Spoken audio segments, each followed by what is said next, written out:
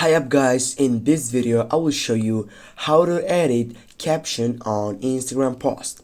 First guys, jump up into your profile section and then you need to choose a post with a caption that is not interested for you and your followers. For example, we'll go for this one. And now if I wanna edit this caption, I need just to go on my right upper side by clicking on the three dots.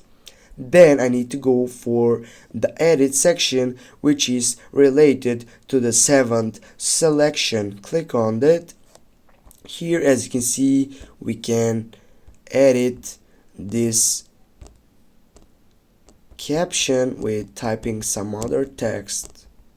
Go save or go on your right upper side by clicking on the tick side. And now guys, as you can see, we have edited a caption on Instagram post. Thanks for watching. Don't forget to hit that like and share the video. Have a nice day.